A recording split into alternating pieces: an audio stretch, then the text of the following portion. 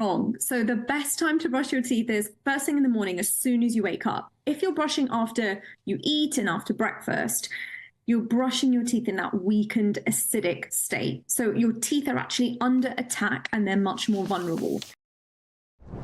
I'm Christopher Hope. And I'm Gloria Di Piero, bringing you PMQ's live here on GB News. Whenever Parliament is in session on a Wednesday at midday, we'll bring you live coverage of Prime Minister's questions. We'll be asking our viewers and listeners to submit the questions that they would like to put to the Prime Minister, and we'll put that to our panel of top politicians in our Westminster studio. That's PMQ's live here on GB News, Britain's election channel.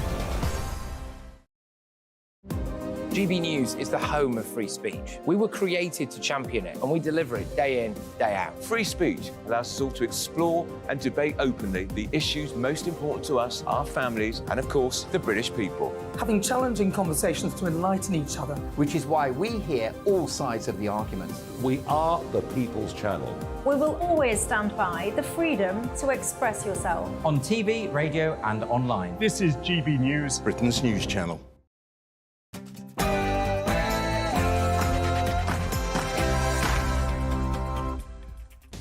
Hello and welcome to GB News Easter Sunday. Thank you for joining us this morning. I hope you're all having a wonderful Easter so far and making the most of your bank holiday plans. I'm Arlene Foster, and for the next hour and a half, I'll be keeping you company on TV, online and on digital radio. So coming up today, I'll be going through the top headlines this weekend with the former head of press at Number 10, Giles Kenningham.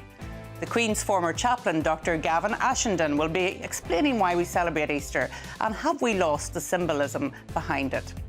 1 a penny, 2 a penny hot cross buns. I'll be sampling some of the best hot cross buns later on, and would you believe they're made by Frenchmen?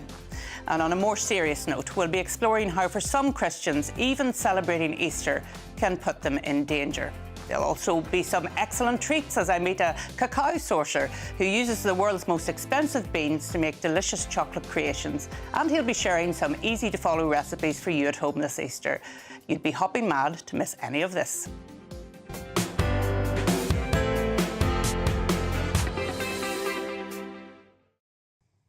Well, to go through the papers this morning, I'm delighted to be joined now by the former head of press at Number 10, Giles Kenningham. Giles, good to see you. Thank you for coming in. And it's Easter Sunday, but we still have some political stories within our papers. What do you want to start with this morning? Yeah, look, there's a deluge of polls across the papers. It makes pretty grim reading if you're a Tory MP or if you're a Tory supporter. They often say the Tory party has two modes, panic and complacency. I suspect the polls this morning are going to be make grim reading and rattle a lot of nerves. The Sunday Times has this poll which is pretty comprehensive of 15. A mega poll, I think they're calling it. 15,000 people saying the Tories could have their worst ever election result in history. They could go down to under 100 MPs. And I suppose crucially for them, they're saying that nearly 13 cabinet ministers could lose their seats. Rishi Sunak's seat is under threat, as is Jeremy Hunt's. Yes, and I was looking at that story and it was saying that the only one really that had any sort of a safe seat was Kemi Badenoch. Yeah, which will do, no doubt, is the front runner to be the leader if the Tories lose at the next election. Yeah, and the Tories, it's not all bad for the Tories today because I think there's another poll in The Sun in relation to Rishi Sunak. What's that saying? Yeah, I mean, there's been a lot of talk about will the Tories oust Sunak, will Penny Mordaunt take the crown, but this is saying that 62% of Brits want Sunak to remain in place. And actually, look, I think it makes complete sense. You can't have a third Prime Minister come in who doesn't have a democratic mandate. Totally unsustainable. Yeah, for sure. Although there are some within the Tory party, David Frost, Robert Jenrick, people like that are saying, look, we really have to change course. Things are getting worse and worse and worse as the year goes on. They're not getting any better. We need to do something. We need to do something fast. Yeah, but I think that ultimately divided parties don't win elections. No doubt about that. And, they have to hold their nerve now. Yeah. And the third thing that we noticed, I think it's in the Mail on Sunday, is about the timing, of course, of the poll, because there's a lot of talk about when is the general election going to be. So I think there's a big fear. You've got the local elections coming up and also a number of mayoral elections. If the Tories do face a complete wipeout, lose loads of councillors, lose key people who are currently mayors, there'll be this call that Sunak has to go to the polls, or Sunak has to go to the polls, or he'll face a leadership challenge. So I suppose they're raising the spectre of that to say to people, be careful what you wish for, because obviously, you know, if a week is a long time in politics, a month, you know, 6 months is an eternity, they'll be hoping that the economy turns around, the polls come back a bit more before this so-called November election date, which they want to go for. Yeah, yeah. And that's all about the Tories, and obviously party of government. They're the ones that we're looking at most of the time. But there's an interesting story as well, isn't there, in the Mail on Sunday about a little battle that's going on between the Labour Party. Yeah, there's a so-called turf war at the top of the Labour Party between Sue Gray, Starmer's powerful chief of staff, and a male-dominated hierarchy. And it talks about how she wants to bring more women into high-profile positions, even speculates that she may want a job in frontline politics. And there is this inherent tension between the return of some of the Labour big beasts, so Alistair Campbell, Peter Mandelson, coming back into the fray there. So interesting to raise because, you know, amongst all the stories about Tory splits, there is a delicate piece at the top of the Labour Party. And I think, you know, their rise in the polls can be explained much more by a Tory collapse rather than a Labour revival. They haven't been put under pressure. And actually, if Tories could hold their nerve, if they could instill some kind of discipline, I think you'd see Labour come under a lot more pressure and be tested a lot more. If you look at the polling, I think where Starmer comes is that people say, yeah, he's none of the above. Yes. But he's not sealed the deal with the electorate. Yeah, he's not Tony Blair, I think, for a lot of the public. And it's interesting, I always think, to look at the don't knows in these polls to see where people are sitting, you know, in terms of all of that. But I thought that was a very interesting story about Sue Gray, because, of course, the Labour Party still hasn't had a female leader. And they always claim that they're the party of equality and what have you. But they're still the people that we see here. There's a little bit of misogyny still going on within the Labour Party. Yeah, I think they are inherently very sensitive to that. And even Harriet Harman has said, you know, when it comes to this, the Tories have been a lot more progressive. Yeah, yeah. And talking about implosions and the Tory party and what have you, there's been a huge story in Northern Ireland, Good Friday, of course, with the resignation of Jeffrey Donaldson, the leader of the DUP, and now Gavin Robinson, MP for East Belfast, has stepped forward as the interim leader. But a lot of moving parts going on there over Easter obviously weekend. You'll know so much more about this than me, but sent shockwaves through Northern Irish politics. As I understand it, Gavin Robinson, seen as a continuity candidate, pragmatic kind of replacement, has been welcomed, it seems, by people across the political spectrum there as well. Interestingly, I think one of the papers this morning says Sammy Wilson, who could have been a DUP rebel, has come out and said, no, he's the right choice. I suppose the issue for the DUP is that, unfortunately, it may be the case that whatever the outcome, the spectre of this case may still be hanging over them at the next election. It may not be settled one way or the other. Yeah, justice is never fast in Northern Ireland, I have to say. But it is interesting, I think, when you see people like Sammy Wilson, who has been a stalwart of the DUP for so many years, saying, look, the decision to put Gavin Robinson in as a deputy leader was a unanimous one. Yeah. He has all of our support, and I think Gavin is going to be very much a stabilising influence there within the party. Moving on from politics here to politics in the US, never boring. Yeah, Giles, what's going on there at the moment? Well, there's reports of a Biden bounce. Obviously, for a long time, Trump was storming ahead in the polls, but it seems like Biden has come back. I think a couple of polls this week had him ahead. Apparently, he's doing very well in sort of 6 key battleground states. But also, there's been a lot of talk about he's changed his style about how to deal with Trump. And I think it's quite interesting. I think also the media don't really know how to deal with Trump, and they approach him in the wrong way. You can't really unpick his policies because there isn't really a coherent agenda there. What you've seen is that Biden now is getting a lot more personal and mocking him. For instance, I think Trump tweeted this week that he'd won a golf tournament, and Biden tweeted back, quite the accomplishment, Donald. There's also, we see tweets from him sort of saying that Trump's not interested in anything outside of his own country club or anything outside of the country. So I think they're seeing they've got to get down a lot more sort of down and dirty and personal with him. But it seems to be working. And it's also very interesting, I think, because Trump is not someone who likes being mocked. No. He takes himself very seriously. So they have to sort of change the dynamic and change the weather. And also, you must remember, Trump has never won the popular vote in either of the presidential races that he has stood in. So I still think, you know, it's still there to be won for Biden. But Trump is more of a phenomenon, isn't he? It's not really about policies, it's how he makes people feel. Isn't that right? Yeah, emotion trumps reason, as it often does in politics. He's much more a concept. But I think also to that point, you can't really attack his policies. You're going to have to go for him and see where it goes.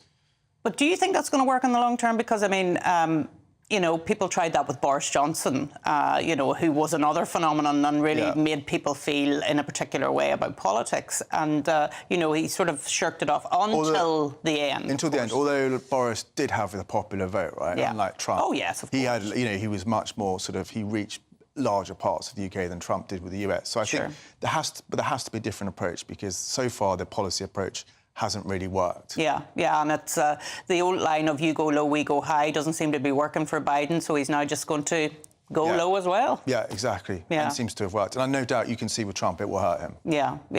It'll be interesting to see how Trump actually reacts to that, this, because, you know, he hasn't really had that before, has he? No, completely. No. And the other story that we were looking at was one on the cost of living in relation to, above all, Easter eggs, and the fact that it's costing more to buy Easter eggs, and it's actually costing more to go out and have your Sunday lunch today as well.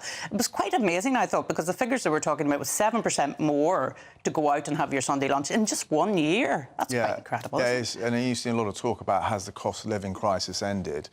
But it is obviously still there. Obviously, inflation's coming down. But the government will really hope will be off the agenda at the election, because there'll be that classic question: do you feel better off 5 years on with a Tory government? And I suppose there's a big question mark hanging over that at the moment. Yeah. And the last story I wanted to turn to, and one which I think, I mean, Easter is about hope and it's about renewal and it's about looking to the future, is this on the front page of the Sunday Express. New wonder jab will prevent dementia. I think for a lot of people, that'll be a really good news story today, won't it? Yeah, really hopeful. I mean, sadly, dementia affects nearly 1 million people in the UK. I think that figure's going to go up to 1.4 million, and they've had the trial of this drug. There are some case studies mentioned in that article say, actually, we think it's working. It could be on the market within 5 years. So, yeah, like, lots of hope there. Let's hope that it does happen. Yeah, and I mean, for a lot of people who are living longer now than they would have done maybe 30, 40 years ago, and they would have died in their 60s or 70s, people living now into their 80s and 90s, but a lot of them developing dementia, and it's become a real challenge. In a way, I don't think I realised, when I was a child, you didn't really hear about people with dementia, but now it's become a real issue, hasn't it, in the UK and across the globe? It's had a lot more publicity, like you say. It's kind of come to the fore about how many people it affects, and to your point, massive strain on the social care system as people live longer and longer. So I think this drug is meant to be preventative, that you sort of take it, you know, sort of, I suppose, when you get into your 50s and 60s. Yeah. So, and I mean, look, it's being trialled at sort of very esteemed academic institutions. So, yeah, like you say, a lot of hope and optimism. Yeah, cancer, dementia, anything that comes along to try and deal with those two big issues, I think, will be very much welcomed by anybody in society. And as I say, on Easter Sunday, it is so good to give it that. So, Giles, if you had to call it, going back to politics, just as we finish up on this Easter Sunday, when do you think that all-important general election is going to come? I still think it will probably be November the 14th. So really? 2 weeks after the US elections. They need a long runway in. They will hope the economy will turn around. When's the election in America? It's November the 5th or the 6th. OK. So, so there'll be some time after that. So I think probably then. Yeah. And by then, the new Prime Minister will know whether he's going to have a relationship with Biden or Trump. Yeah, and you still think it's too close to call there? In America or here? In America. No, not here. I think everybody knows where the direction of travel is here. Yeah, I think, like, too close to call. If I was to put money in, I'd probably say Biden just edges it. Obviously, Trump's got the spectre of all these criminal cases hanging over him, which obviously is a huge opportunity cost there, right, for him, no matter what people say. Well, thank you so much, Giles, for coming in on Easter Sunday. It's really good of you. And don't go anywhere. In just a few moments, I'll be speaking to the Queen's former chaplain, Gavin Ashenden, and he'll be sharing the history and meaning behind all of our Easter celebrations.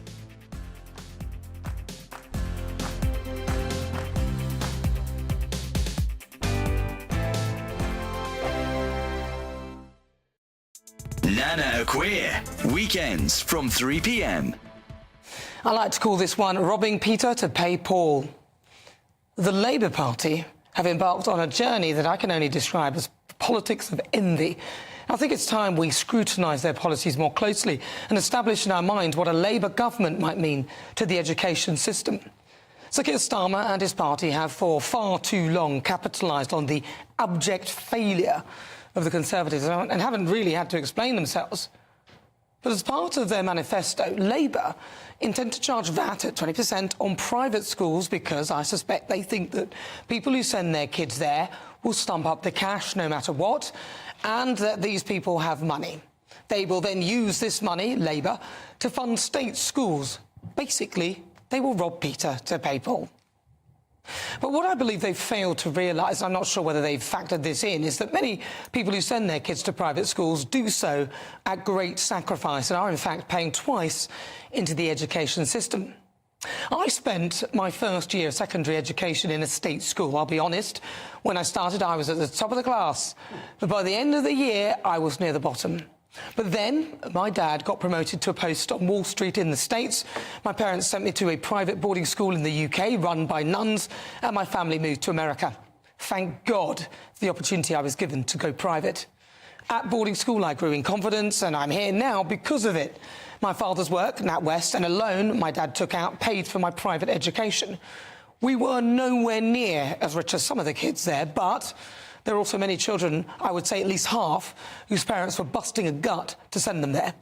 It is clear that the state education system is failing, but rather than robbing Peter to pay Paul, surely it would be better for the party to improve the state system without destroying the private sector. I'm Michelle Dewberry, and I'm not here to tell you what to think. I'd much rather hear what you have to say. So, send in your opinions to gbviews@gbnews.com. Keep them clean, and you never know, I might read them out. With my panel here on Jubes & Co, we debate, we get stuck into the issues of the day on a show where all views are welcome, especially yours. GB News, the People's Channel, Britain's news channel. 2024, a battleground year. The year the nation decides. As the parties gear up their campaigns for the next general election. Who will be left standing when the British people make one of the biggest decisions of their lives? Who will rise? And who will fall? Let's find out together. For every moment, the highs, the lows, the twists and turns. We'll be with you for every step of this journey. In 2024, GB News is Britain's election channel.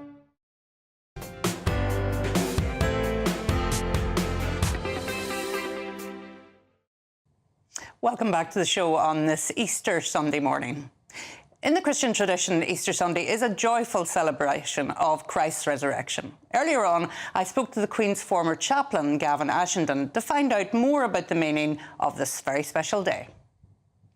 Gavin, the UK is sometimes referred to as a Christian country, but we shouldn't assume that everybody understands the meaning of Easter for Christians. Perhaps you could tell our viewers and listeners why it's so important. Yes, well, I think we're a post-Christian country and people haven't been taught the faith for a long time. The reason Easter is so important is because the human condition is fraught with conflict. And part of that conflict involves a struggle between life and death, between truth and lies, between hope and despair. What Easter does is to tell us that in this conflict, which is hard to resolve by our own muscle, our own determination, God's on our side. God came to rescue us. God came personally to show us that he wants to carry us from death into life. He wants to clear away all the illusion and show us what's true and real. And he wants to help us with one of the most difficult tasks human beings have, which is to love when they're hurt and enraged, to deal with vengeance and anger by the forgiveness of our own sins and allowing us to forgive others. So in this conflicted life that we have, Easter deals with all the major difficulties and it offers us a new way of being a human being. And hope is so important in the world that we live in today. And I always think that Easter is such a lovely time in terms of hopefulness. But I was thinking about some of the traditions that we have around Easter, such as eating lamb and of course, the chocolate Easter eggs, which have been in the news recently. Can you tell us a wee bit about some of the traditions behind Easter? Yes, of course. Well, we inherited Easter from our Jewish forebears, who gave us part of their experience about being set free. We quite rightly exercised by slavery, and the history of God's people is that they were set free from political and national slavery in Egypt. And the means by which they were brought out was by the sacrifice of a lamb. And so, without going into that whole story, the lamb and the idea of the sacrifice of a lamb becomes symbolically enormously important. And Jesus, instead of being a freedom fighter and a terrorist, a warlord, Jesus instead does what I suppose is the most noble calling that all human beings can be invited to, which is the gift of self-sacrifice for others. By his sacrifice on the cross, he takes all the moral guilt of those who put their trust in him. So the lamb for us becomes a symbol compacted with the promise of freedom from slavery and the promise from freedom from our own guilt. Easter eggs is a little bit more prosaic, and because it's spring, because Christ rose from the dead at Easter, and the two big moments in Christ's life are rather nicely synchronized with nature. So he is born into the moment of deepest darkness and becomes the light of the world, and he rises from the dead just at the moment when the world is waking up from being too long away from the sun. And so it's almost as if the spring season resonates and echoes with this spiritual reality of what's happened. And so we celebrate the spring, and we're grateful for it. And there's something about chickens and eggs that is particularly resonant of new life and springtime. So it's not theologically very deep, but it's part of the resonance of the way in which creation responds to new life at the time of the coming of the sun.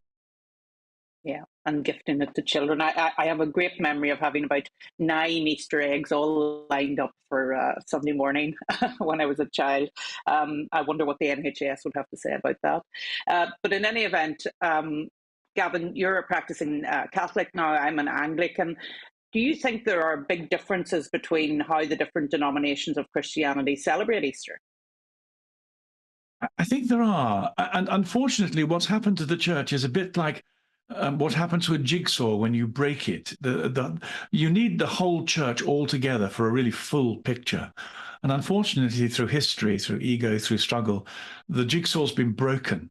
And so I think one of the things we need to do is to bring back as much of the jigsaw into one whole picture as we can. And so the Catholic Church is extremely good, I've found, at walking us through a kind of drama, immersing yourself in the drama of the 3 days.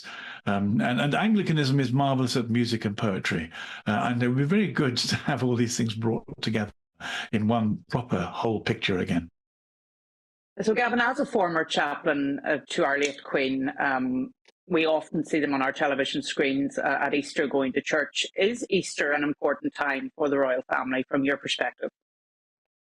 Oh, it's an enormously important time, because the whole idea of the monarchy is actually predicated on Christianity. One of the things I think people who have been surprised to see during the coronation of the king was the extent to which, from the use of the Bible to all the Christian symbolism, there is a sense that the monarchy gets its legitimacy from its own obedience to God. If you like, it acts as a kind of bridge between us and God. And in the same way that governments don't, and republics don't, and presidents don't, these are political creatures.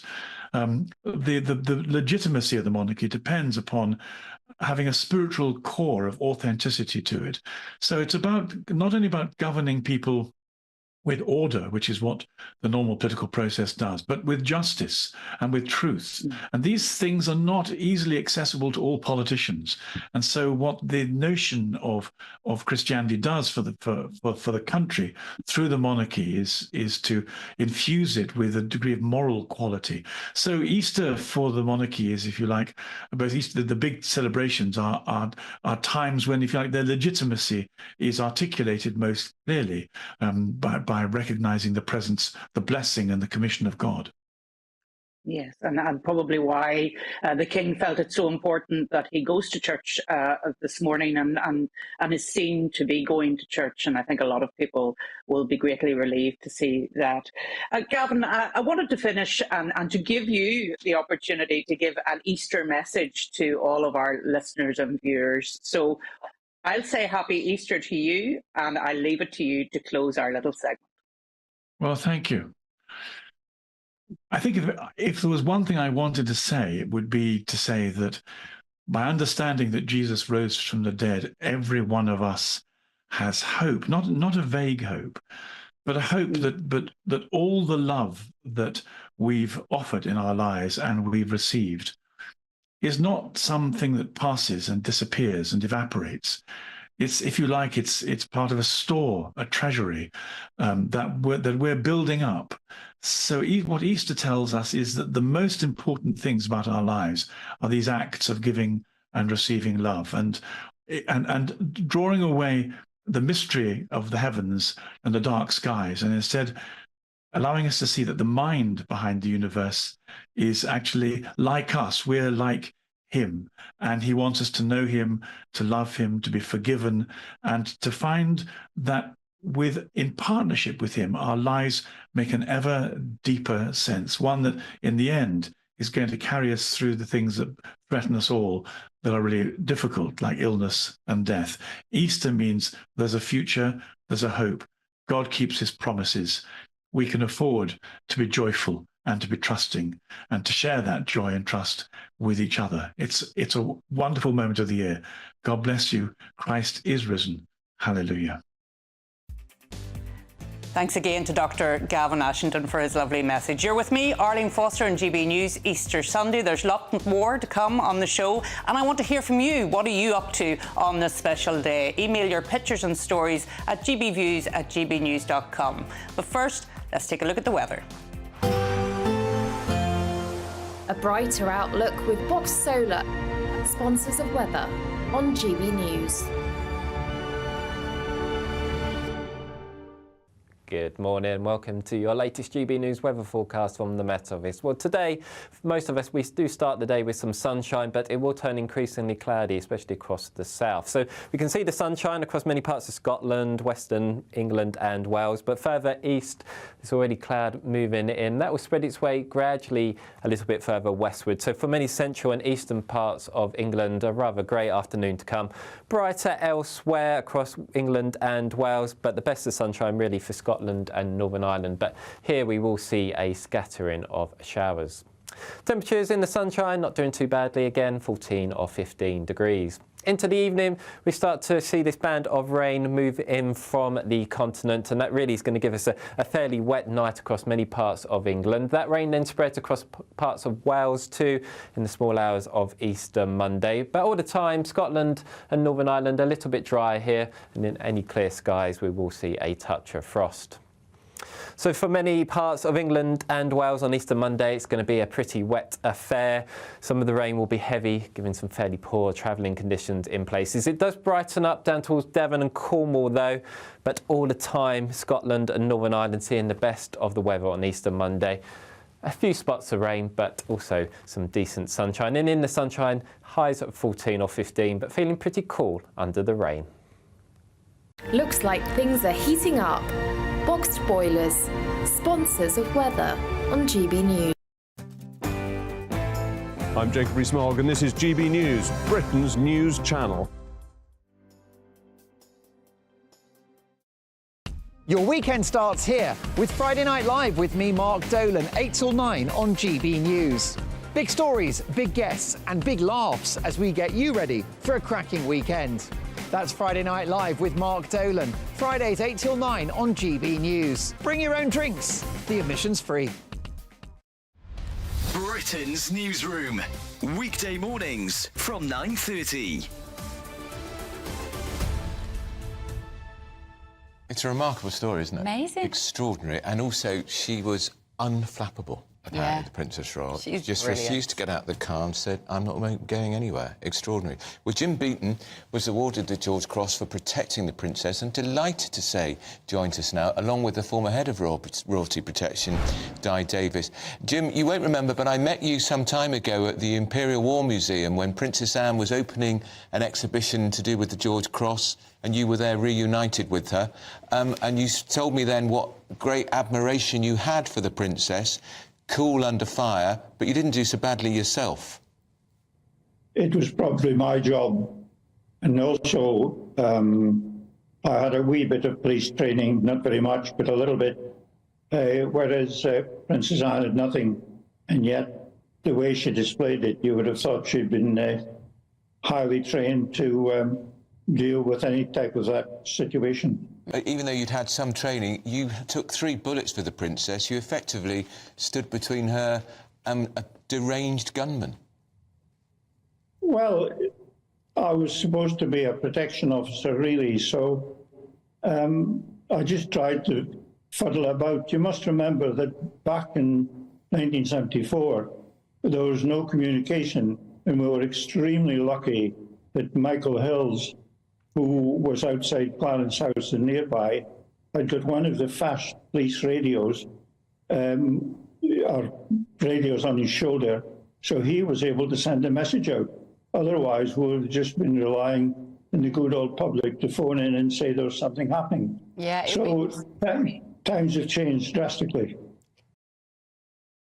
I'm Andrew Doyle. Join me at 7 o'clock every Sunday night for Free Speech Nation, the show where I tackle the week's biggest stories in politics and current affairs with the help of my 2 comedian panellists and a variety of special guests. Free Speech Nation, Sunday nights from 7 on GB News, the People's Channel, Britain's news channel. I'm Camilla Tominey. This is GB News, Britain's election channel.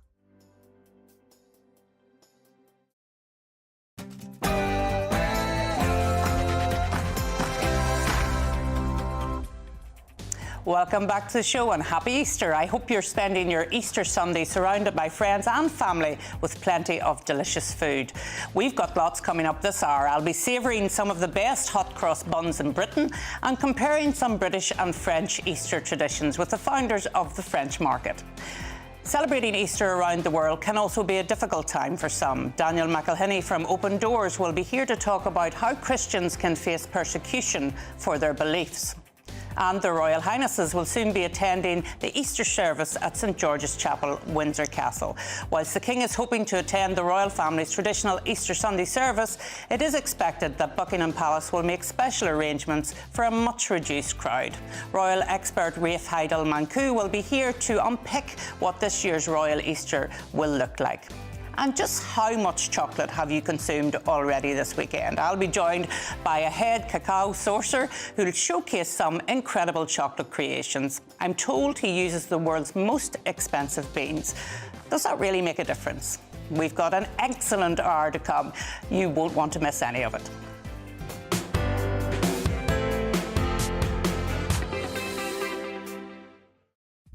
Well, of course, this show's nothing without you and your views. Don't forget to send us lots of pictures of what you're up to this bank holiday, whether it's eating lots of colourful eggs, going on a hunt with the Easter bunny, heading off to church, of course, or tucking into a roast. We want to hear from you. Email in at gbviews@gbnews.com. But first, here's the news with Sophia.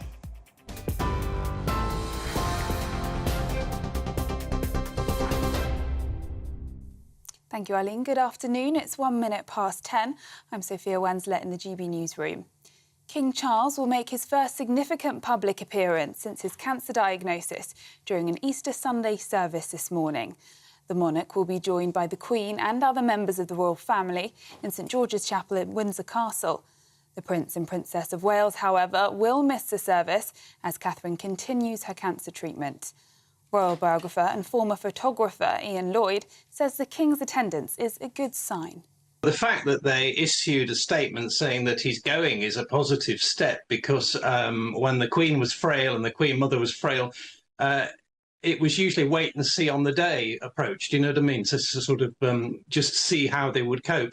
The fact that a few days ago they announced he was going is to be seen as a positive sign, I think. Now, the Pope is leading Easter Mass at the Vatican amid concerns over his health. Pope Francis is taking part in the service after he failed to attend a major Good Friday procession, cancelling at the last minute. The Vatican says the decision was made to preserve his health ahead of a vigil yesterday and today's Easter Sunday Mass.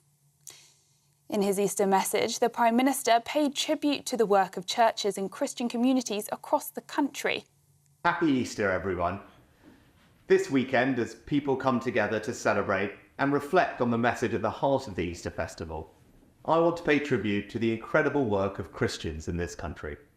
The churches, charities, volunteers and fundraisers who live the Christian values of compassion, charity and self-sacrifice, supporting those in need and demonstrating what it means to love thy neighbour.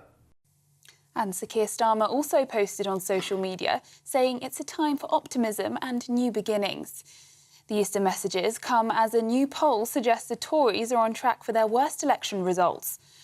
Survation found the party could win fewer than 100 seats, with Labour predicted to sweep to power with a landslide victory of 468 seats. The 15,000-person poll indicated the Conservatives would be wiped out in Scotland and Wales and hold just 98 seats in England. And for the latest stories, sign up to GB News Alerts by scanning the QR code on your screen or go to gbnews.com/alerts. Now it's back to Arlene.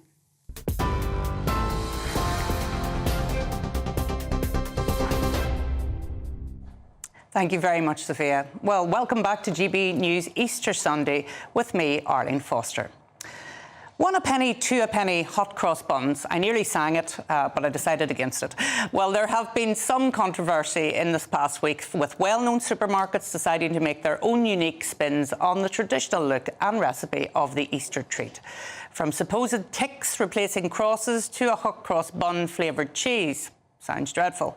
Have we lost the symbolism of the original dish? I'm joined now by the co-founders of the French market, Amaury Lavesals, Alexandra Ball and Mathieu Séviguen, who have been voted as one of the best hot cross bun makers in London. And they're going to teach us what makes the buns the best in the business and share some unique differences between the British and French Easter traditions. Well, it's wonderful to have you all in the studio this morning. Thank you so much for coming in. It's really good to see you all. I'm going to go to you first, Alex. I'm going to say to you, how do you become an expert in hot cross buns making? Tell us a little bit about your business. Thank you for having us, Arlene. So we started as 3 friends from university about very good. 6 years ago now.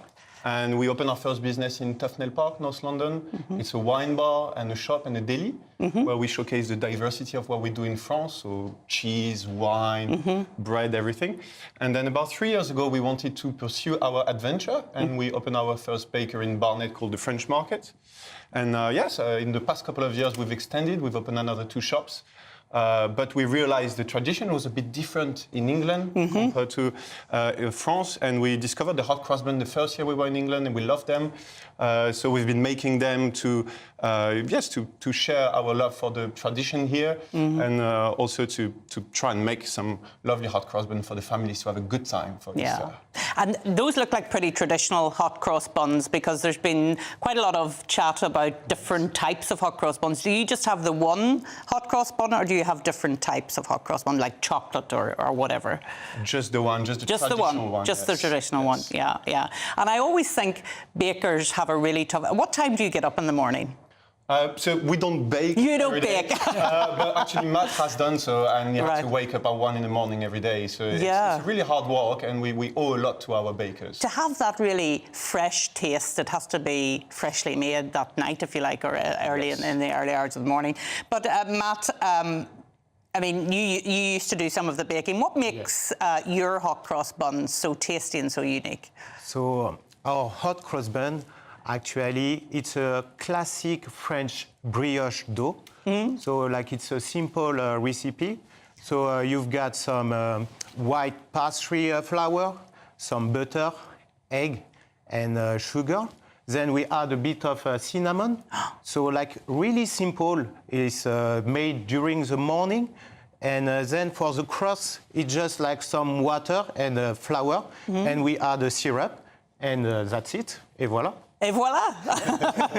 I love that. And for the chefs and cooks watching, I'm sure they'll be taking notes on everything you said there, but they look absolutely delicious, and I know the team are all waiting to taste after our little segment is over. But I'm going to turn to you, Amaury, and tell us about what happens in France at this time of the year. I mean, are hot cross buns eaten in France? So, funnily enough, we don't have hot cross bun in France. And as Alex said, we actually discovered them when we arrived in the UK. Yeah.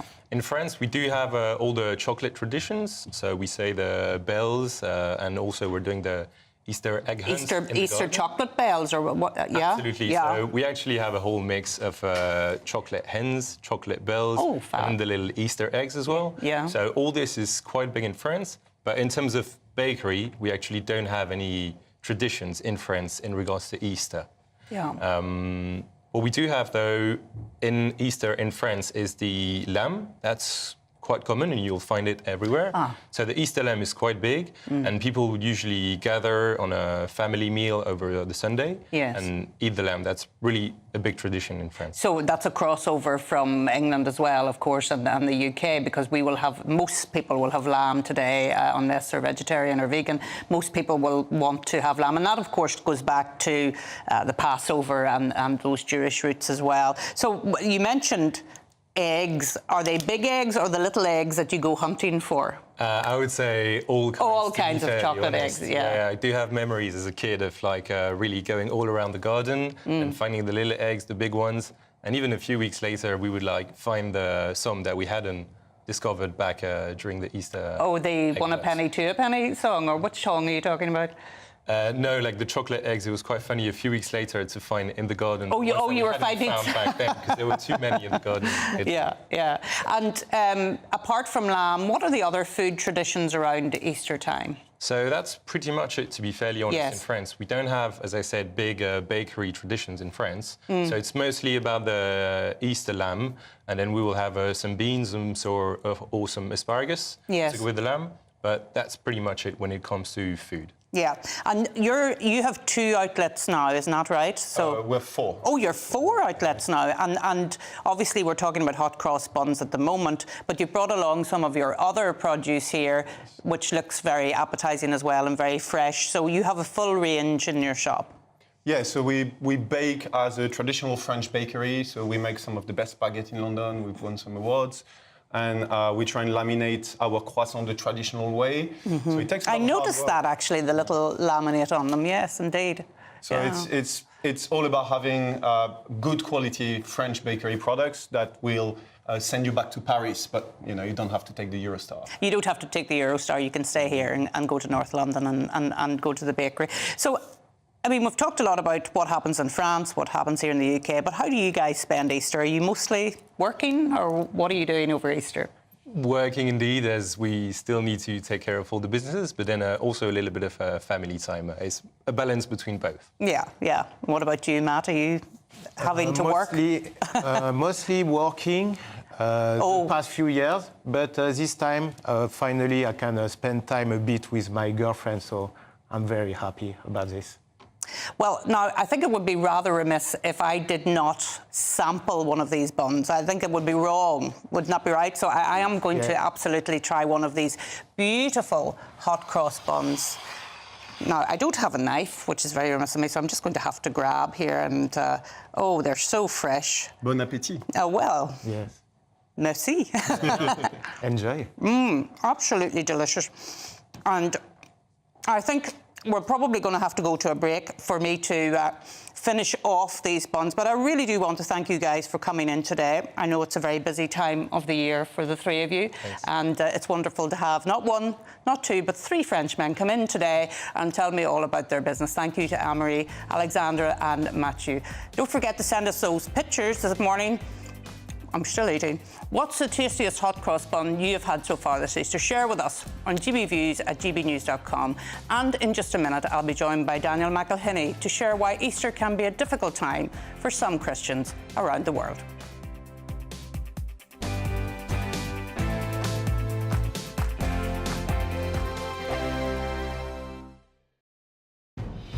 Good afternoon, Britain. Weekdays from midday. So many of you have been getting in touch over the WASPy issue. And actually, I just want to bring forward a view from Tony, who has written in to say something that we haven't included in this conversation so far. Tony says, it was well publicised. Stop all the crying, his words. He says the Pensions Act 1995 provided for this change. It was marginally sped up in 2010, but the fundamental issue, the WASPy issue, didn't come about in 2010 or 2011. It came about in 1995. Yeah, people know that the legislation was earlier, but the problem is a lot of women weren't told. Beverly, who's a WASPy woman, has written in saying, "Were the WASPy women living under a stone? I am one of the women who was affected by this change. My peers and I were fully aware of the changes. It was widely discussed on TV, radio and in the newspapers as soon as the decision was made. We weren't happy at the time, but we recognised that it was fair. It's wrong to spend billions in this way. I'd rather the post office people who suffered so much were reimbursed." Well, I think for the social contract to work and for our society to be cohesive and harmonious, if that's possible, you can't just have people who don't work or don't have much receive all the benefit. Well, now you're arguing against people. You're saying that people should have, to some extent, have looked in 1995 when the change happened. But fundamentally, it's not just WASPy women who've been screwed over since the financial crisis. We have a 70-year high tax burden. Someone earning £60,000 this year will pay more tax than someone earning £60,000 has ever had to pay before. But Tom, you do realise this isn't the first time that we've had hugely high tax rates on income. GB News is the home of free speech. We were created to champion it, and we deliver it day in, day out. Free speech allows us all to explore and debate openly the issues most important to us, our families, and of course, the British people. Having challenging conversations to enlighten each other. Which is why we hear all sides of the argument. We are the People's Channel.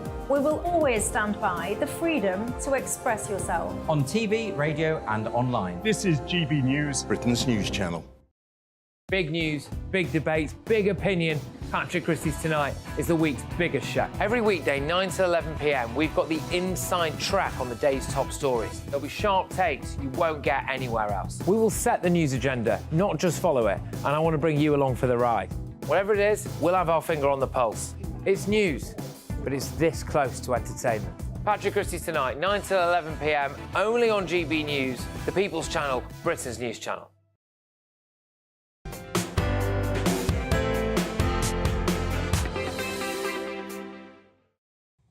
Welcome back to GB News Easter Sunday with Arlene Foster. Well, I've been asking for you to send in your photographs, and Liz Truss has posted this photo on Twitter with her holding a lamb, and are we going to see it? And has wished everyone a happy Easter. No, I don't think we have it up there, but oh, there we go. That's Liz Truss outside a church holding a lamb. So that's her Easter photograph for today. And lots of you have been getting in touch this morning. Deborah has sent in these photos, and she says, "I attended a dawn service in Gacombe on the beautiful Isle of Wight at 6:30 a.m. this morning. It was beautiful. The first half of the service was outside by a fire pit, listening to the birds singing, and the other part of the service inside the beautiful church of St. Olave." Mary says, "Thank goodness for Arlene Foster and the wonderful Dr. Gavin Ashenden, bringing some positivity about the true meaning of Easter and what it means to Catholics and Christians." Thank you, Nigel says. "How lovely to hear a Christian Easter message from the vicar." And Rose says, "When I was a child, we could never eat our eggs before Sunday, the third day that Christ rose from the dead, the egg symbolising the stone which was in front of the grave being rolled away." I never ate my Easter eggs until Sunday as well. I used to line them up and get ready for the day. And on hot cross buns, Jackie says, "My favourite kind are pecan nut and white chocolate chip." My goodness, that sounds absolutely gorgeous. Well, now, Easter is a time of great celebration, but for many Christians around the world, celebrating Easter brings with it heightened risk. It is a time when the church becomes more visible and therefore can be more vulnerable to attack. And joining me now to discuss this, I'm delighted to say, is Daniel McElhinney, Parliamentary Officer for Open Doors. Daniel, thank you so much for coming in. I think it's really important that we do pause and think about Christians who, unlike us in the UK, have a really tough time celebrating today. Yes, thank you for having me, Arlene. Yes, absolutely. There are Christians around the world that are suffering today because of their faith in Christ. In fact, our research demonstrates that over 365 million Christians, that's 1 in 7 Christians worldwide, faces very high to extreme levels of persecution. And, you know, we're called by Scripture to remember our suffering brothers and sisters around the world. So it's a real opportunity to do that today. And, of course, the run-up to Easter is a time when we remember the persecution which Christ faced himself in Holy Week and, of course, culminating with Good Friday. But I think for a lot of people in the UK, there's this blind spot that we don't really talk about, the fact that there are so many Christians being persecuted around the world, and in fact the geographical spread of the persecution that's occurring as well. Yes, absolutely. I mean, Open Doors publishes a World Watch List every year, which shows the top 50 countries in which being a Christian is the hardest. And, you know, countries at the top would include the ones you might think of: North Korea, Afghanistan, Yemen, Sudan, countries like that. But then countries maybe you wouldn't think of, countries like India, for example. Or having jumped up this year, Nicaragua. Yeah. I was quite shocked at this year's watch list, the fact that India had jumped up in respect of the number of churches that had been attacked and the number of people that had been displaced. Because I think displacement is what happens to Christians when they are being persecuted. They move, some of them can't, of course, but some of them do move around, and that displacement is very worrying. Yeah, absolutely. I mean, we saw a particular incident in Manipur, the state of Manipur this year in India, which resulted in around 70,000 Christians being displaced. And not just that, we're talking 400 churches burnt down, around 4,000 Christian properties, and tens of Christians, hundreds of Christians murdered. You know, and it's not. We're not talking about it. We're not aware of it. You know, India is one of our closest allies, but we really need to stand up when this sort of thing is happening, and when the government, when the authorities seem to be turning a blind eye to it. Yeah, and I had recently a debate in the House of Lords on this issue, and one of the things we were trying to get our head around is, in terms of foreign policy, what is it that we as the UK, and we should be a global leader in terms of freedom of religion and freedom of belief, what can we as the UK do to help our brothers and sisters in Christ who are being persecuted right across the world? Yeah, absolutely. I mean, to be fair, the government have taken strides in this area. Recently, with the Truro report. With the Truro Review published by Jeremy Hunt, absolutely. Fiona Bruce does extraordinary work, as you know, in the Houses of Parliament. But there is more we can do. You know, for example, as we mentioned India, we're currently in trade negotiations with India. Publishing a trade strategy that shows how we plan to tackle human rights violations in these countries is really important. So the government can establish what they're going to do when they come to the negotiating table. How are they going to present the case of persecuted Christians and other minorities that are persecuted in India, in other countries that we seek to do these sorts of deals with? Yes, and one of the things that shocked me about the Truro report, which was commissioned, as you rightly said, by the then Foreign Secretary Jeremy Hunt, carried out by the Bishop of Truro at the time. One of the things that shouldn't have shocked me but did was the fact that many of our diplomats didn't really have an understanding of Christianity. I mean, I think some people might be shocked about that, Daniel, the fact that here we are, the UK, we don't have a full understanding about what Christianity means. Yeah, I think, you know, we live in a country that has been quite secularised and the rest of the world hasn't. Yes. And often there is a lack of appreciation of that from from all levels of society, but it really matters when we talk about the civil servants in the Foreign Office that are dealing with these issues on a daily basis. It's very easy to dismiss religion as a facet of life, as a sort of add-on, but to many people it's the lens through which they view everything. Yeah, and I think that was reflected in the report. I think the Bishop said, you know, for those of us living in the UK, we take it for granted. You know, if we are Christians, we take that for granted. If we don't believe, we take that for granted. But for many people, their faith, whatever that faith may be, is actually who they are, and it determines their identity, and that's right across the world. And how did we get to a position where our Foreign Office doesn't really understand that? Yeah, I mean, it's a good question, you know, and maybe it's a question for, you know, for the Foreign Office to look at themselves. For sure. You know, but the way that the Foreign Office need to tackle this and continue, you know, whoever's in government, the way the Foreign Office will need to continue to tackle this is by understanding that not only do the religious individuals themselves, the persecuted religious individuals, view themselves in that identity, but the persecutors view them in that identity. You know, as I mentioned, countries like North Korea, you know, being a Christian is tied to your social status. It's tied to your history, your family history. And you know, the regime in North Korea view you exclusively through that lens. Yes, yes. And there have been recommendations made as to how to tackle that, and, you know, more literacy in terms of understanding religious minorities in countries like that. But, you know, our diplomats also must be prepared to raise these issues, because one of the things that was found as well is that sometimes there's a reticence to raise issues around persecution of Christians because it might upset the local administration. Yeah, I mean, we cannot underestimate the level of influence that Britain has, particularly on previous sort of Commonwealth countries, previous empire countries. You know, think India, Nigeria. Nigerian officials send their children to private schools here. They come here for medical help. And yet we're turning a blind eye to a massacre against Christians in the Middle Belt and the north of Nigeria. Yeah, yeah. And would you say that, I know the watch list has been published, but would you say Nigeria continues, and that area continues to be a problem area, an area of real concern? Yeah, absolutely. I mean, what we're seeing is mass destabilisation across Africa. We've seen it in Sudan, in Niger even, you know, previously very harmonious country. And Nigeria is really, you know, it's the big brother of Africa, right? Yeah. If Nigeria collapses, that has serious ramifications. And the All-Party Parliamentary Group for Freedom of Religion or Belief recently, last year, published their follow-up to their report in 2020 entitled Nigeria, an Unfolding Genocide ? And the report found that in the last 3 years, persecution has got significantly worse. That's in 3 years in Nigeria. And if we don't do something now, we've got something really serious coming around the corner.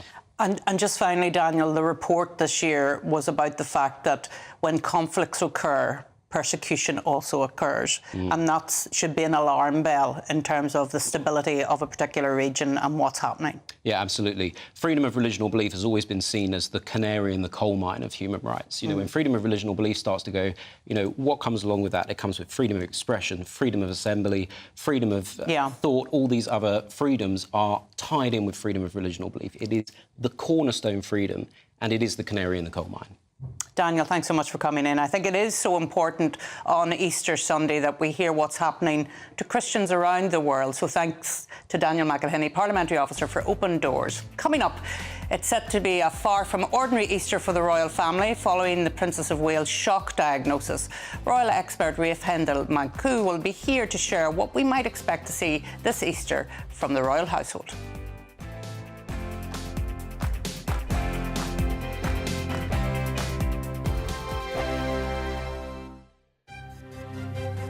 GB News Breakfast, every day from 6 a.m. Could we talk about opening up the new Bond role to someone, Alex? And, yes. This is an actor called Aaron Taylor Johnson. Right. Do you remember when the director of the 50 Shades of Grey films had a young boyfriend, really, really young, like half her age? It was in all the papers at the time.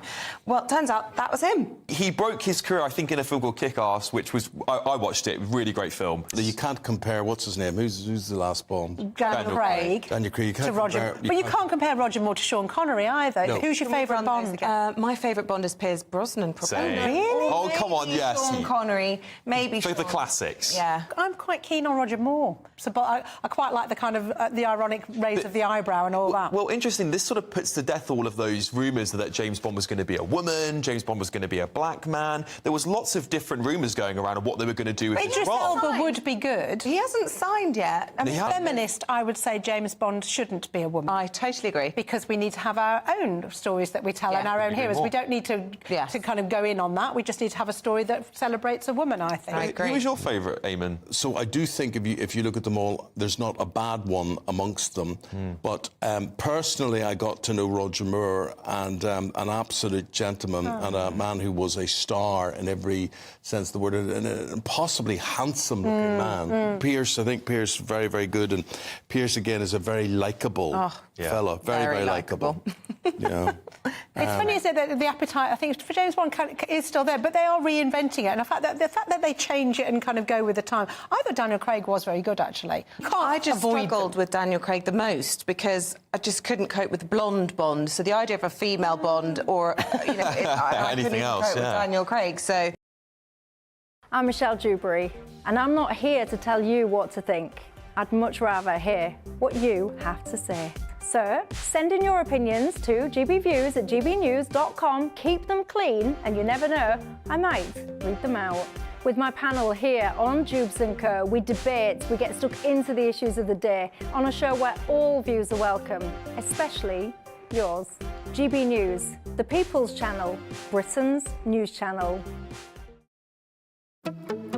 Good afternoon, Britain. Good afternoon, Britain. Weekdays from midday, we bring you the most compelling stories from across the United Kingdom. And why it matters to you. From your doorstep to our inbox. That's right, we want to hear from you. Good afternoon, Britain. Only on GB News, the People's Channel, Britain's news channel. I'm Emily Carver. This is GB News, Britain's news channel.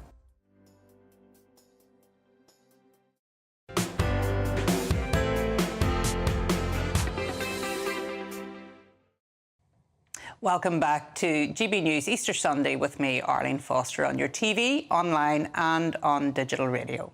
Well, lots of you have been getting in touch this morning. Simon says, fantastic hot cross buns from my local 200-year family baker. The supermarkets are no comparison. Christine says, I've just watched your wonderful interview with Dr. Gavin. His Easter message was beautiful, and it was. We were told at Sunday school, excuse me, that Easter eggs represent the stone being rolled away from Jesus' tomb, and I think somebody else said that as well, so that looks to be very much the case.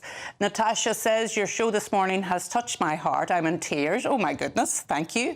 I will be having a wonderful Easter feast. I'll be baking some cakes with my daughter and reading my son and daughter some of the Gospel. David says, what a joy to see the French version buns looking like they should. I have sampled a few this year from premium stores and have to say they were, without exception, not just hot cross buns, but wet, underbaked, flat. Apologies. Oh dear. Shameful, he says. Well, he should have been here in the studio with me because, my goodness, we had some wonderful hot cross buns in here. Well, Easter weekend, as we know, is a sacred time for the royal family, who have many cherished memories spent as a family in Windsor during the holiday. One that was particularly adored, I have to say, as we understand it, by the late Queen. Traditionally, the royals attend church at St George's Chapel within Windsor Castle on Easter Sunday before sitting down to a family lunch. And joining me now to discuss all things royal and what the royal Easter will look like this year as both King Charles and the Princess of Wales bravely navigate their health issues is Rafe Handel-Mankoo. Rafe, lovely to see you. Thank you so much for coming in on this Easter Sunday. This will be a different Easter for the royals, and we know that's because of health issues. Tell us what we should be expecting to see in the photographs, which will be coming soon. Yes, so this is being styled unofficially as Easter Light.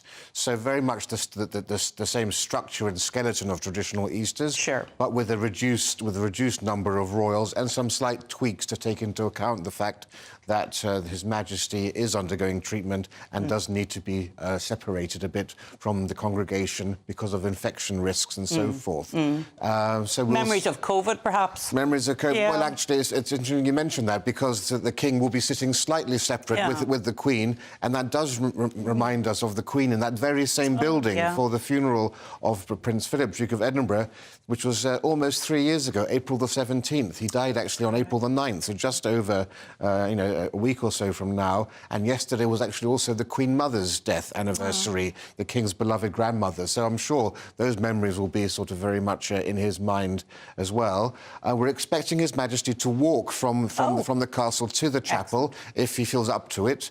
That's a familiar processional route people will know from the Garter Day ceremony. But the walk back is a bit of a steep climb. It is. So the State Bentley, we think, may be used for that. He won't be accompanied by the Prince and Princess of Wales and their children because, of course, the Princess of Wales herself undergoing treatment. So they're understood to be in Anmer Hall in Norfolk, which is their country house, to give them some privacy where they can deal with and manage with what's going on there. We had expected prior to the cancer diagnosis for Princess Kate to actually make her first appearance at this service ahead of her returning to duties on April the 17th when the kids went back to school. That's all, of course, changed. But the rest of the royal family will all be there, perhaps without the Tyndalls. Zara Tyndall has an equestrian event she's attending in Nottinghamshire. Right. But aside from that, we'll have essentially the same sort of Easter we're used to seeing, but the King will not be attending the reception after the service and also won't be taking part in the traditional Easter lunch. Oh, that's a shame.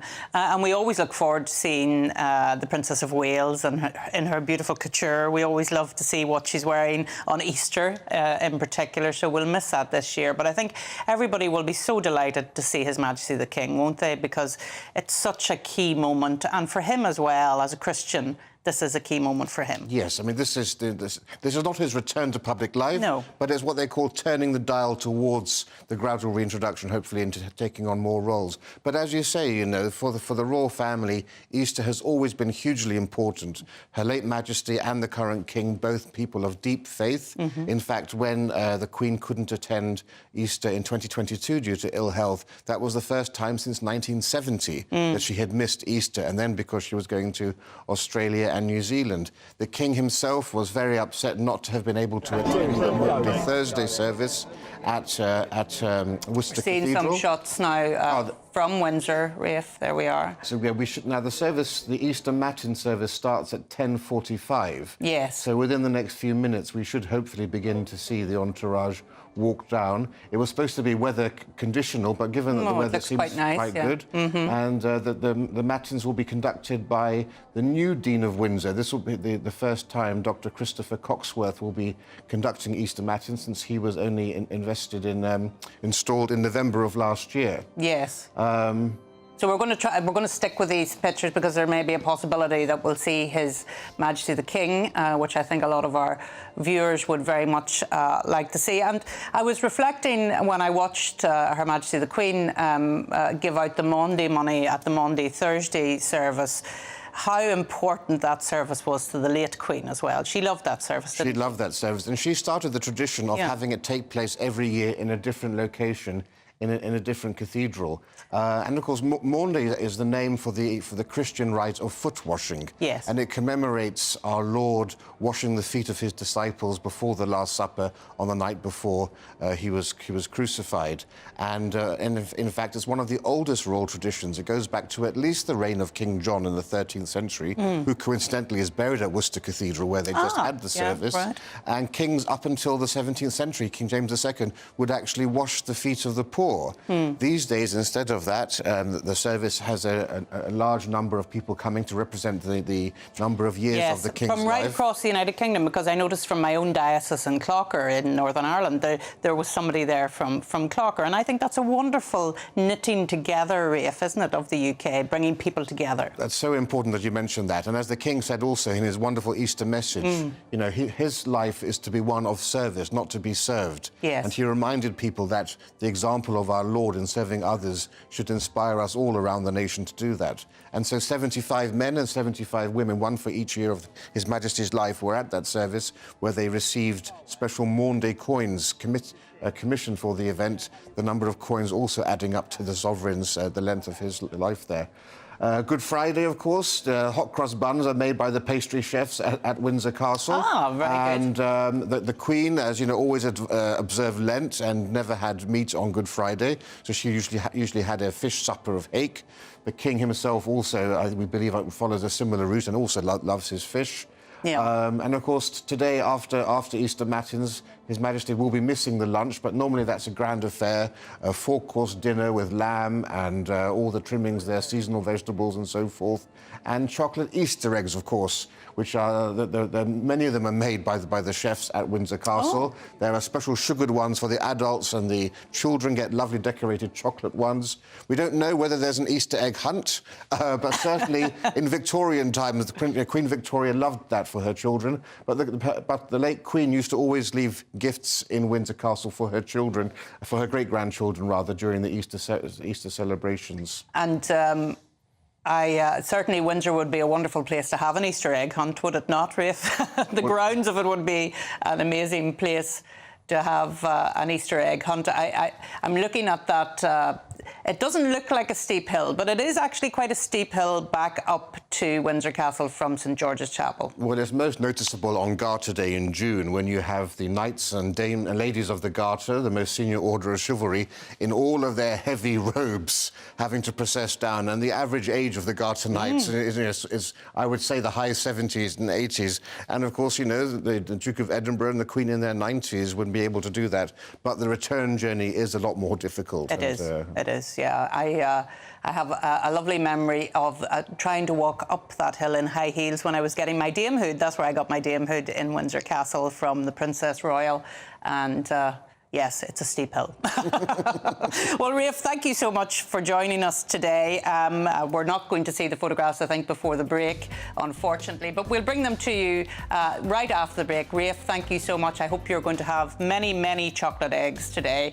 Coming up next, I'll be joined by London Chocolate co-founder Alex Healy, who'll share his amazing cacao-based creations with us.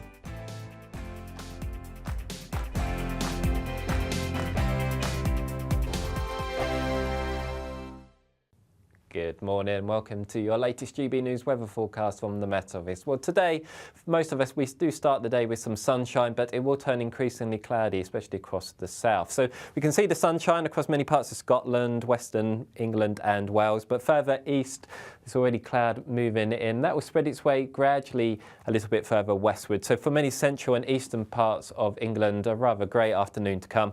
Brighter elsewhere across England and Wales, but the best of sunshine really for Scotland and Northern Ireland. But here we will see a scattering of showers.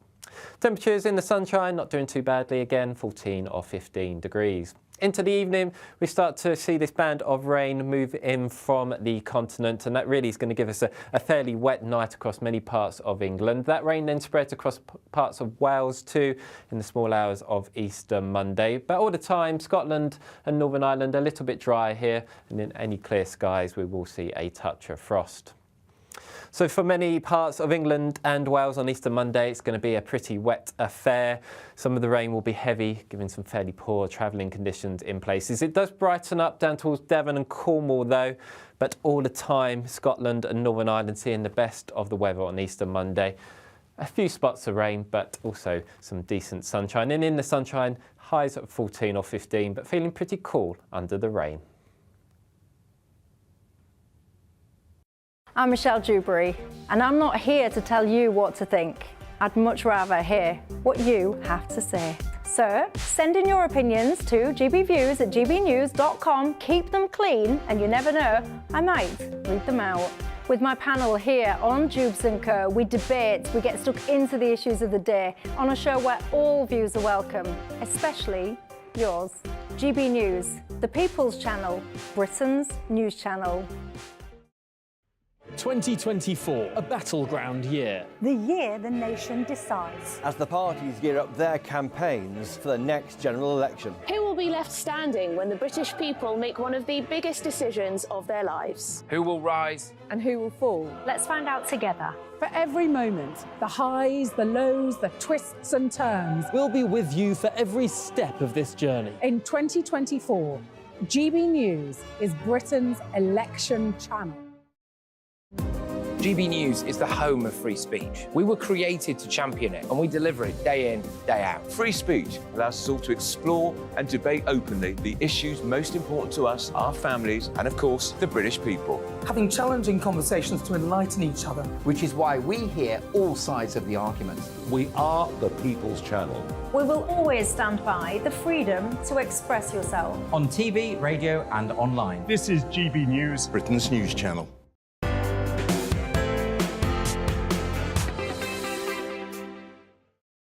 And welcome back to GB News Easter Sunday with me, Arlene Foster. Well, we're just seeing live photographs now of His Majesty the King and the Queen arriving at St George's Chapel in Windsor for the Easter service. King looking well. There he is, waving to us all. The Queen's in a lovely dark colour of green. I think I've seen that outfit before, maybe in Northern Ireland, actually, for the green. And it's wonderful to be able to see them going into St George's Chapel. There we are.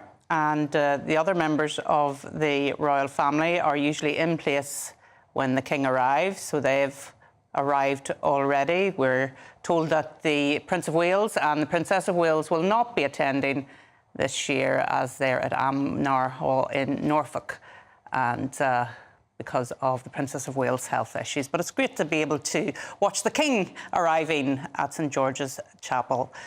I'm going to now go to some of your views. You've been getting in touch this morning. Chas says, a special day today, and so nice to see that our king will attend a service today. Lovely to see. I feel an even stronger connection, having just completed 9 weeks of bladder cancer treatment. Well, we wish you well indeed. And Claude says, what a refreshing programme on this Easter Sunday. Thank you. Well, it's lovely of you all to get in touch. I've really enjoyed reading out your messages to me this morning. But Easter wouldn't be Easter without some chocolate. And I'm joined now in the studio by the co-founder and head of Cacao. I hope I'm saying that right, but Alex is going to tell me now. Sourcing at London Chocolate, Alex Healy. He's going to share his amazing creations with us. So, Alex, you brought in some of your samples. It's wonderful to see you here. I've been talking a lot about the fact that you source... Is it cacao? Is that how you say it? It's cacao. Cacao. Cacao is the bean, so rather yeah. than yeah. And where do you source that from? Why is it so special? That's a good question. So I think most of the chocolate in the world is commodity chocolate. It's around about 95% of world supply. What we're doing is something totally different. It's fine flavour chocolate. It's very, very small. Perhaps the best analogy is it's very similar to craft beer or something like that. Or, with cacao, it's just like fine wines. So you've got different terroirs, you've got different genetics as well. So there's actually 11 different cacao genetics. And it goes down to the farming protocols as well. So what we're trying to do is make a very, very premium product, but it's also much more accessible than, say, fine wine. So, I'm sure Michael's had some of the finest wines around. But, yeah, Michael has joined us as well, Michael Portillo, and the show's coming up, of course. Good morning to you both, and happy Easter to you both. And happy Easter to you. And I don't know why Alex thought when he mentioned fine wine, he'd had to mention you, Alex, but he did. Michael, so do you enjoy chocolate? I do, but it's wonderful to hear this, isn't it, about terroir affecting chocolate. Tell us more about that. Tell us about the importance of origin. OK, so most of the chocolate in the world is probably made in Africa. It doesn't originate in Africa. It originates in Latin America. What we're looking to do is we're looking for some of the rare genetics. So once you start getting into chocolate, you'll hear terms like Trinitario, which is a sort of fine flavour hybrid. But what we're really looking for is things like Criollo. So I've brought a couple of Criollos with me today. These are grafted products as well, which just means that the genetics are intact rather than natural reproduction. So what you get is a much purer product and a much purer taste profile. We actually only use 2 ingredients in our chocolate as well. So it's simply cacao and cane sugar. That way you get a much purer taste profile as well. And your business is based where, Alex? Very close by, actually. We're just in Marble Arch. We didn't originally start there. Strangely used the pandemic to scale up, so that was a... Goodness, right, OK. Surprising benefit of the pandemic, I guess. I think a lot of people reset during the pandemic, whether that was to look at different markets, to do things differently, or to expand or to reduce. I think that COVID was a time of resetting, wasn't it, really? Yeah, it was very good for us, actually. It gave me the time, so my job is to find the cacao. My wife's job is to make the chocolate. I've got a couple of chocolate makers as well on top of that. Yeah, I really expanded the range during those sort of 2 years where I had the time to test a lot of different samples from around the world as well.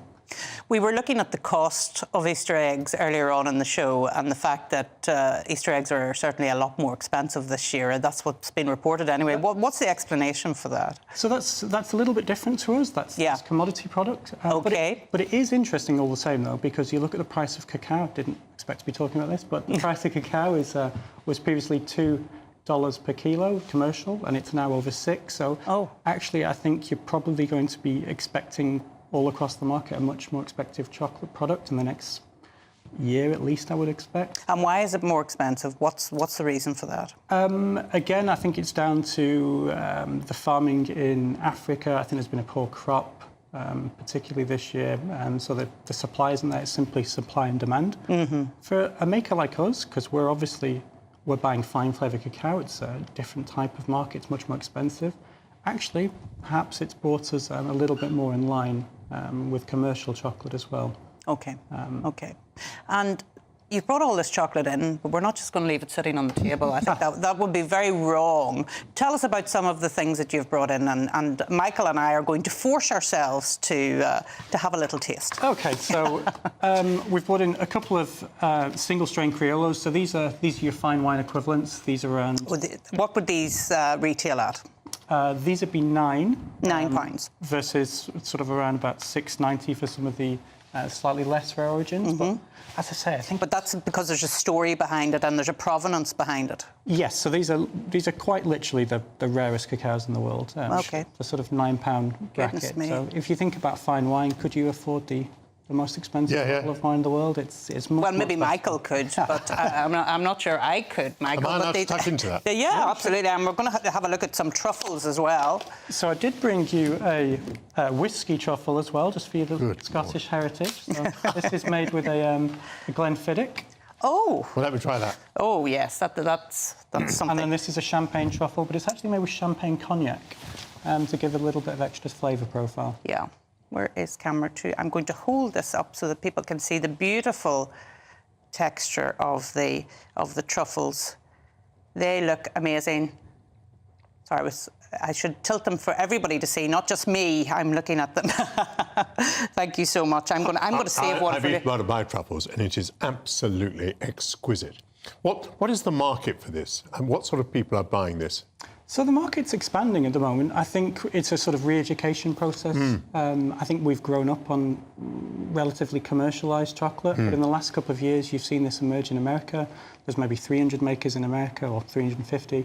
There's around about 5 bigger makers in the UK now, and maybe about another 15 or even 20 maybe making it out of the kitchens now. So we're actually growing as a sort of fine flavour market. I mean, that has nothing to do with commercially produced chocolate, does it? It's in a completely different league. So it takes us around about, just to make the chocolate bars, it takes us around about 6 weeks. So 6 weeks? Yeah, we bring the beans in, we source them all over the world, we create an individual roast profile. So if it's an acidic bean, we probably roast it a little bit longer. If it's more of a delicate bean like the Criollo, we probably roast a little bit hotter, but very, very short period of time. Take the shells off, we conch it for around about 4 or 5 days, grinding and conching. And then we age it for 5 weeks as well, before we finally make it into a bar. When you say all that, you think, and you're getting that for £9? Yeah, it's a miracle. It is absolutely a miracle. Well, I'm going to save one of these. I'm going off air at 11 o'clock, so I'll be able to have a nice truffle while Michael starts his show. But thank you so much for coming in and sharing the story of chocolate, because I think we take a lot of what goes on in relation to chocolate, but it's good to hear the story and the backstory and how you have to source the beans and everything. Thank you so much. Okay, Alex. Thank you. And Michael, you're coming up very soon. I hope you're able to tell us what's coming up. At the end of my show, I'm going to be painting some Easter eggs in gold. They call it gold leaf, but it isn't gold leaf. I think it's a sort of buttermilk, is it? But apart from that, more seriously, I'm looking at the new director of the British Museum, Nicholas Cullen. British Museum has been subject to a great scandal. Will he be able to recover it? I'm going to look at that. One of our great institutions, of course, and people really value the British Museum. Absolutely. It's very important that it should make a recovery. I'm going to be looking at that terrible incident in Batley in West Yorkshire where a teacher is in hiding, having shown an image of the Prophet Muhammad, talking about how we can avoid that in future. In Cambridge, it's been announced at St John's College that the St John's Voices are being disbanded, and that has led to consternation. We're going to be discussing that.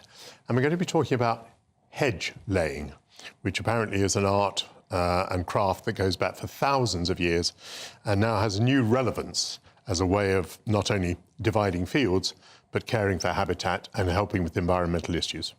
Excellent. And no doubt you'll be covering the story from Northern Ireland as well, which has shocked everybody over this past week. We'll pop over to Northern Ireland and be discussing that with a correspondent over in Belfast. Yeah, Dougie Beattie probably. And St John's Choir, that is quite the story, is it not? And I want to really focus on the Easter weekend because they are so valued. I mean, choral voices are so valued at particular times of the year. There seem to be two aspects to the story. Now, St John's has two choirs. So it has a St John's Choir and then it has the St John's Voices, which is for men and for women.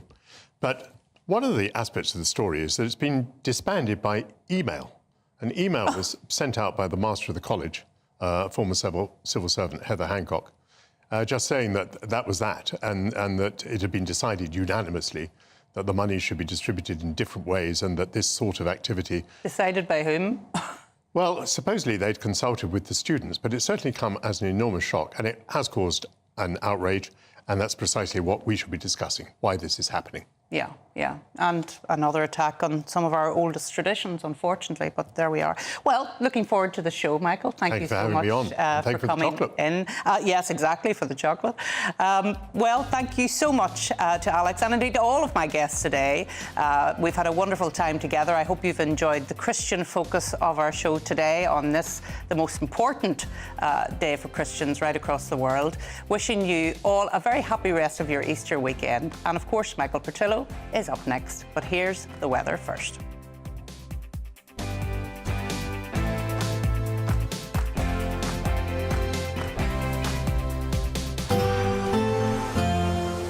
Looks like things are heating up. Boxed boilers, sponsors of weather on GB News. Good morning, welcome to your latest GB News weather forecast from the Met Office. Well, today, for most of us, we do start the day with some sunshine, but it will turn increasingly cloudy, especially across the south. So we can see the sunshine across many parts of Scotland, Western England and Wales, but further east, there's already cloud moving in. That will spread its way gradually a little bit further westward. So for many central and eastern parts of England, a rather grey afternoon to come. Brighter elsewhere across England and Wales, but the best of sunshine really for Scotland and Northern Ireland, but here we will see a scattering of showers. Temperatures in the sunshine not doing too badly again, 14 or 15 degrees. Into the evening, we start to see this band of rain move in from the continent, and that really is going to give us a fairly wet night across many parts of England. That rain then spreads across parts of Wales too in the small hours of east.